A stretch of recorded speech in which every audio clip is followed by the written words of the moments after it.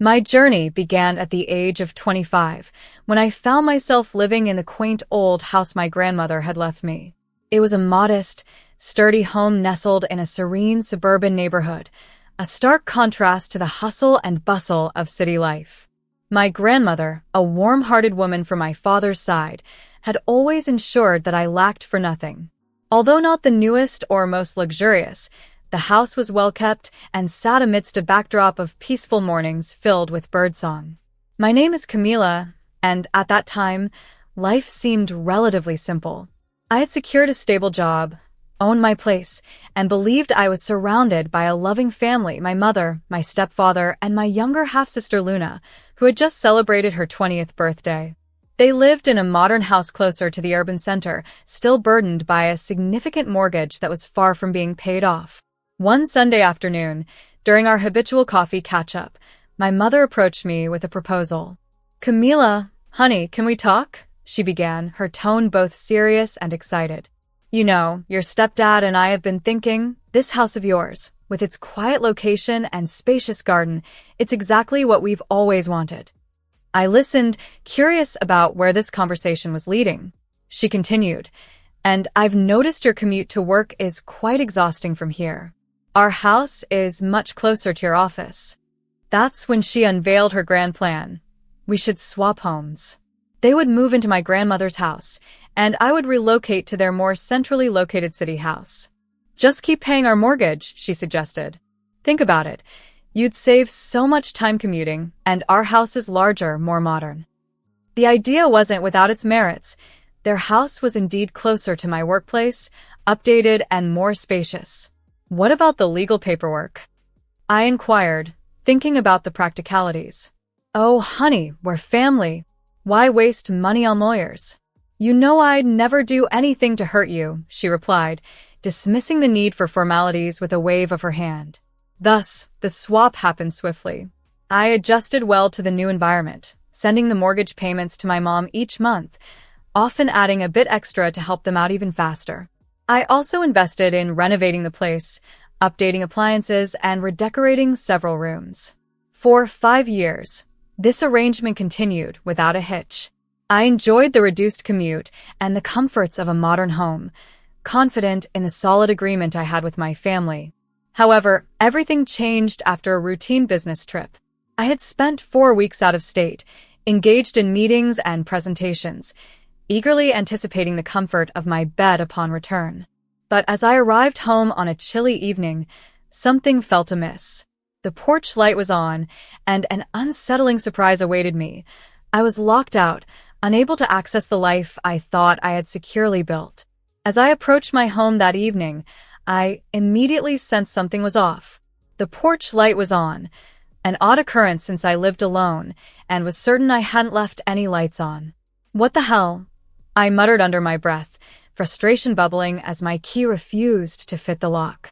After several failed attempts, panic began to set in. It was clear someone had changed the locks. Just as I was about to dial a locksmith, the door swung open, revealing my sister Luna, now 24, casually wearing my favorite fuzzy slippers. She looked at me as if I were a door-to-door salesman at an inconvenient hour. Behind her, a tall figure sprawled across my couch. It was her new husband, making himself at home in the worst way. "Oh, you're back," Luna remarked with a smirk I desperately wanted to erase from her expression.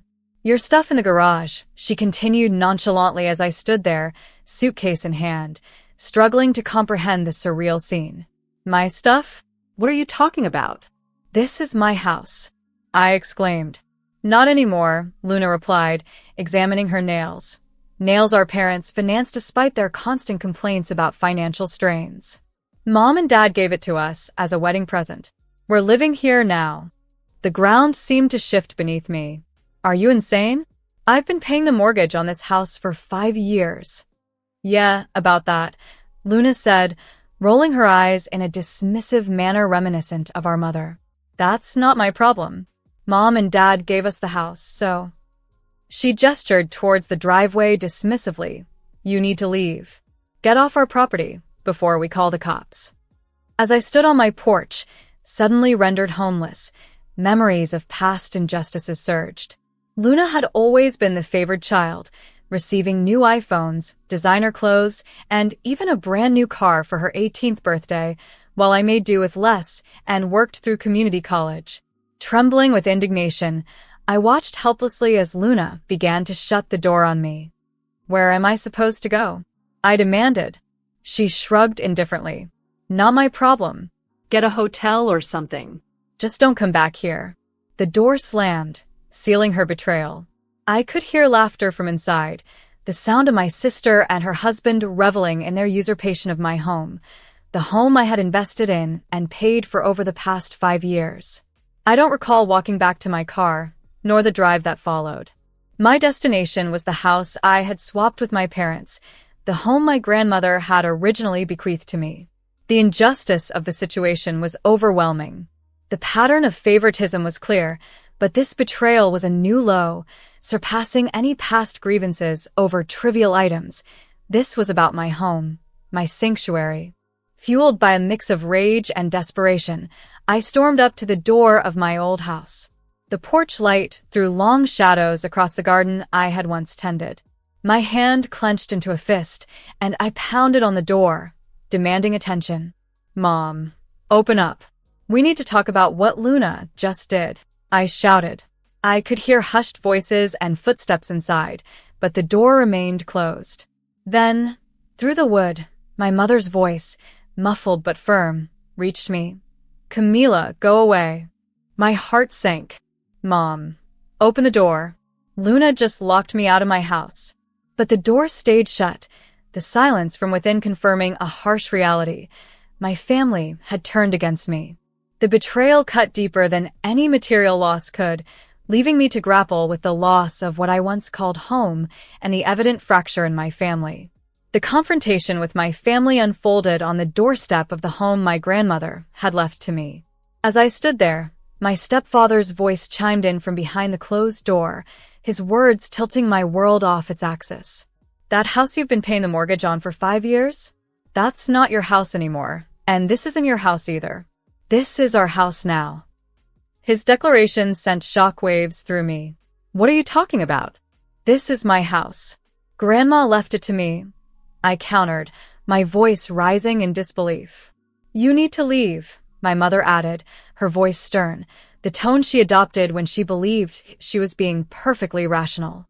"Go rent an apartment somewhere. Stop making everyone nervous." I pressed my palms against the door, seeking some physical support as my emotional foundation crumbled. "Making you nervous? Are you kidding me? You've thrown me out of my home. Luna's living in the house I've been paying for, and now you won't even let me in to discuss it? We've invested a lot in this house." My mother snapped back as if her investments justified her actions. "And what about all the money I spent fixing up your house?" I retorted, my voice loud enough for the neighborhood to hear. "The new appliances, the remodeled bathroom, 5 years of mortgage payments. That's different," she argued. "How is it different, Mom? You planned this all along, didn't you? Get me to pay your mortgage while you lived in my house, then give my place to Luna and keep Grandma's house for yourselves. A real nice plan. Leave me homeless while you all divide up my property." There was a pause, the kind that hangs heavily, filled with unspoken truths. Then her voice came back, cold and resolute. "You need to leave now, Camila. This is our house, and we don't want you here." Something inside me snapped. For years, I'd watched Luna receive everything she wanted while I was relegated to the role of the accommodating older sibling. It all crystallized into a single, clear thought. "Actually, Mom, you're wrong about one thing," I said, my voice eerily calm. "This is my house, legally. The deed is still in my name. Grandma left it to me, remember?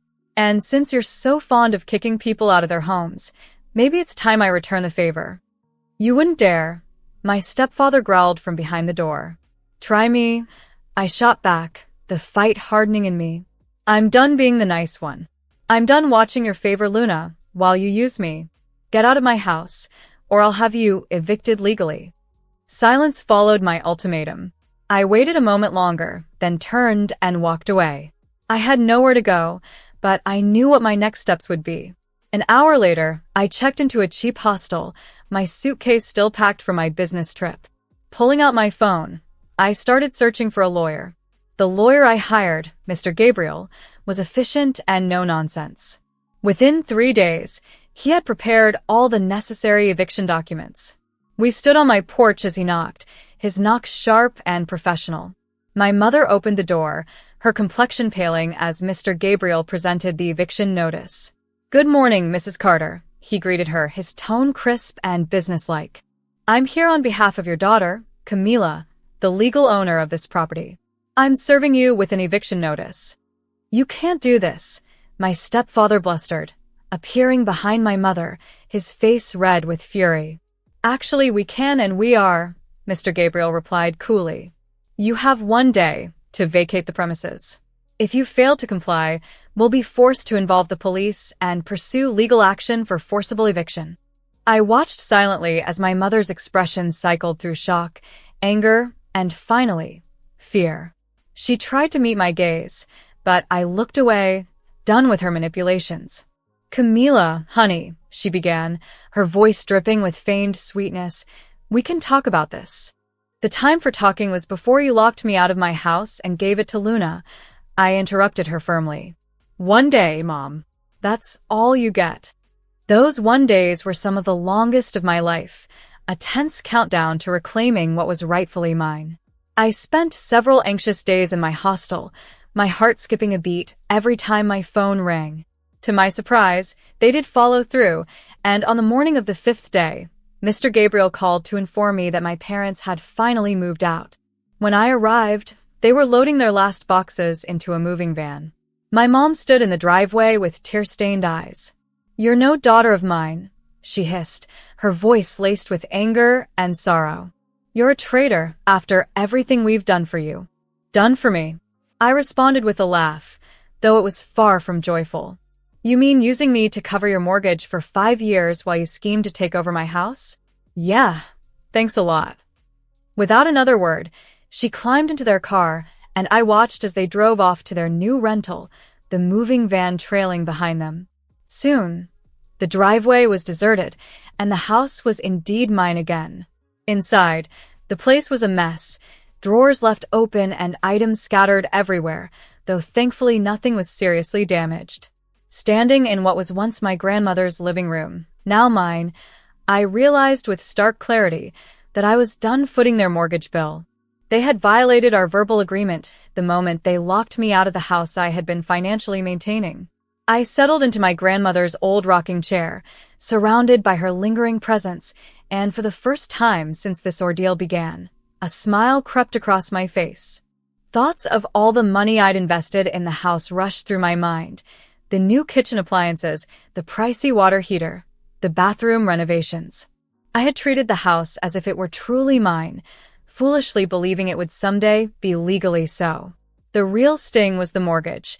After years of overpayments, thinking I was securing my future, there were only about $80,000 left. Just 3 more years at my current rate, and the house would have been fully paid. In that quiet, empty room, memories surfaced, particularly one that I had dismissed at the time, but now saw in a whole new light. It was right after we swapped houses.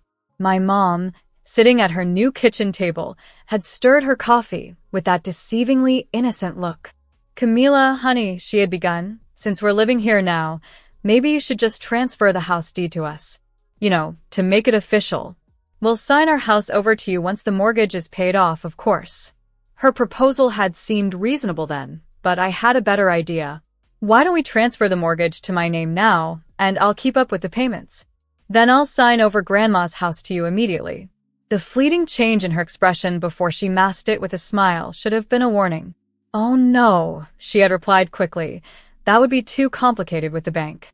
It's better to wait until the mortgage is paid off. Then we can swap the houses cleanly." My stepdad had agreed, emphasizing how much simpler it would be without involving banks or lawyers. We're family, after all. Now, sitting in my grandmother's rocking chair, it all became clear. They had never planned to give me the house. They wanted both properties. If I had transferred my grandmother's house as they wished, I would have been left with nothing, no home, no legal rights, just a spot on the street, while they enjoyed the comforts of both homes. The realization sent a chill through me, but now I was finally free of their manipulations. Thankfully, I had the foresight to keep the house legally in my name. While it wasn't much consolation considering the fortune I'd lost, it at least provided a roof over my head, a sanctuary they couldn't snatch away. It was a hard-earned lesson in trust, emphasizing that family ties don't always guarantee fidelity. Perhaps it taught me to be even more cautious with family than with strangers. One day after the missed mortgage payment, as I sat in my grandmother's kitchen sipping coffee and pondering my next steps, my phone lit up with Mom's name. Hesitation gripped me, but a part of me craved this confrontation. I needed it. "Where's the mortgage payment?" she demanded, skipping any form of greeting, her tone sharp and entitled, as if I were a negligent tenant rather than her daughter. A laugh, bordering on hysteria, escaped me. "Are you seriously calling to ask me for money right now?" "Of course I am. You need to pay the mortgage," she retorted. "Let me get this straight," I began, my grip tightening around the coffee mug, knuckles widening. "You kick me out of the house I've been paying for, hand it over to Luna and her new husband, and you still expect me to cover the payments? Are you out of your mind? That house belongs to Luna now," she tried to interrupt. I cut her off. "Then let Luna pay for it. She's living there, isn't she? Enjoying her new life with her husband in the house I renovated, in the house I paid for." Mom's voice escalated into a familiar shrill pitch, driven by desperation. "Luna can't pay the mortgage. She just graduated college. She's not working yet. They just had that expensive wedding. They're still settling in." "Not my problem," I responded, a wave of calm washing over me. "Not anymore. You gave her my house. She can take over the mortgage payments too." There was a pause. Then her tone turned menacing, a tactic from her old playbook of manipulation. "Fine then, we'll just move back into your house." I laughed, genuinely amused by her audacity. "Like hell, you will. Try it, and I'll have you arrested for trespassing. I've already evicted you once. Want to try for round 3? "You can't just stop paying. We had an agreement," she protested. "An agreement you broke when you gave my house to Luna and her husband. Besides, you're almost done paying it off, right? What, about $80,000 left?" The silence that followed was foreboding, filled with the weight of impending bad news. "Mom, it's more than that," her voice faltered, tinged with guilt. "How much more?" I demanded, my patience thinning. Another tense pause filled only by her breaths before she confessed, "About $220,000. The room seemed to spin, my coffee mug slipping from my grasp and clattering on the counter, fortunately not breaking. "That's impossible. I've been overpaying that mortgage for 5 years. I've put in thousands more than the minimum required. There's no way. What did you do with the extra money I sent?" My voice echoed off the walls, a mix of disbelief and anger. The deafening silence returned, only to be broken by her chillingly casual response. "Oh, we made the regular mortgage payments. The extra money you sent? Well, we had expenses." "What expenses?" My voice was a whisper now, barely containing the betrayal. "Well, your stepdad." The conversation trailed off into a maze of excuses and justifications, none of which could mend the fracture that had deepened between us. As I stood in the kitchen, the reality of their deceit settling around me like a heavy fog, I knew that this was more than just financial loss. It was a profound betrayal by those I had trusted most, a lesson that would redefine my relationships forever. After all the chaos of moving and dealing with the unexpected betrayal, I desperately needed a break. So I took off to Europe for 4 weeks, visiting Zurich and Venice, each city more enchanting than the last. As I wandered through these historical streets, my mom's words from our last conversation echoed in my mind, filling me with a mix of anger and disbelief. She had described almost dreamily how they spent my money, and we needed a vacation after all the stress, she had said, her voice light as if discussing a casual outing. There was also Luna's college tuition at a private university, an expense they deemed necessary but had conveniently failed to consult me on. Then, the house renovations. I felt suffocated knowing that for years, the extra payments I thought were reducing my mortgage debt were instead funding their lavish lifestyles. "You stole from me," I had managed to choke out during our call. "Don't be so dramatic, Camila. We're family. We just redistributed the funds where they were needed most," was her flippant reply. I hung up, my hands trembling so violently that I dropped the phone. For an hour, I sat in my grandmother's rocking chair, shaking with rage and a sense of deep betrayal. When I regained some composure, I blocked their numbers, all of them. Mom, Dad, Luna. Done. But, of course, it wasn't that simple. 3 days later, they showed up at my doorstep, banging on the door and demanding entry. "Open this door right now," my mom shrieked. "We need to talk about the mortgage payment." I stood silently on the other side, feeling a newfound strength. "There's nothing to talk about. I'm not paying another cent, you have to," my stepdad barked, his voice angry and demanding. "Actually, I'm not," I called back, my confidence growing with the safety of the solid door between us.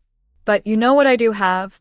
Bank statements showing every payment I made, text messages, emails about our house swap agreement, and evidence of fraud, according to the lawyer I talked to yesterday." The other side of the door fell silent. "If you don't stop harassing me," I continued, "I'll take you to court. And trust me, I can afford a long, expensive legal battle a lot better than you can. Want to try your luck?" They left eventually, not without hurling insults and curses that would make anyone cringe. I waited until I heard their car pull away before I finally breathed a sigh of relief. A week later, my cousin Mia called. "Camila, you might want to know, your parents are struggling. They've burned through their savings, even their retirement funds. And Luna? She had a huge fight with them. They told her she needed to start paying the mortgage. She screamed at them, saying they promised her a free house, not a debt." The neighbors could hear the shouting from across the street. I hung up and stared out at the garden where the irises my grandmother had planted bloomed. Their vibrant purple petals stood out against the lush green leaves. Grandma always said, "You reap what you sow." I wondered what my family would harvest from the seeds of deceit they'd planted. 2 months after I stopped paying the mortgage, the grapevine buzzed with the news again. My cousin Isabella called with an update. "You won't believe this. They called the police on Luna and her husband. They told Luna she had to start paying the mortgage or get out. When she refused, they showed up with 3 police officers and an eviction notice. Luna was screaming about broken promises the whole time they were packing their things." Listening to these tales of continued turmoil, I realized that the cycle of manipulation and broken promises had finally come full circle, revealing their true colors not just to me, but to Luna as well. As difficult as the journey had been, it seemed the truth had a way of surfacing, sometimes painfully, but always inevitably.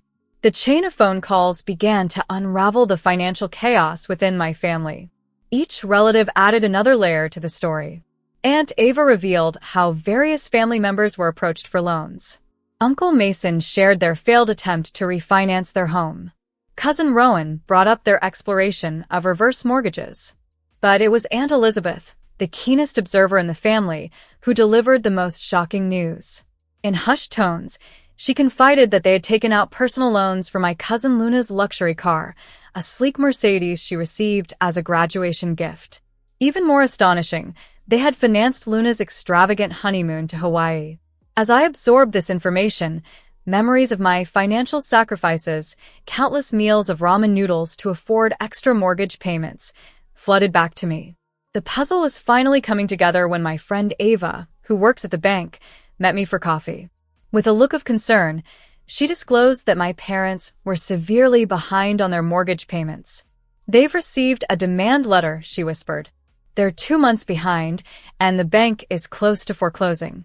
As I stirred my coffee, the reality sank in. The bank was on the verge of seizing their home. Ava's nod confirmed my worst fears. I could already picture the scenario unfolding. My parents arriving at my doorstep, tears in their eyes, apologies tumbling from their lips, and promises to change. My mother would likely bring her homemade apple pie, reminiscent of the time she proposed swapping houses. But I was resolute. I could no longer serve as their financial crutch, watching them prioritize Luna while continuously taking advantage of my goodwill. My resolve was cemented as I looked around at the sturdy walls and flourishing garden of my grandmother's house, now my home. She had left it to me not as a bailout for her financially reckless daughter, but as a sanctuary for a secure future. In Aunt Elizabeth's last phone call, her voice laden with concern, she asked if I would intervene to save them from ruin. Reflecting on the years I spent financially supporting them while they indulged in luxuries and holidays, and recalling how they had once locked me out of my own home, I realized the extent of their manipulation. "No," I said firmly. "I'm not helping this time." It was a painful but necessary decision. Learning to let go of those who continually harm themselves and others around them was a tough lesson. My parents had chosen their path, laden with debts and poor financial decisions. Now they had to face the consequences. I turned my focus back to my life, in my home, with a future I was determined to shape on my terms. This time, I was not sharing it with anyone.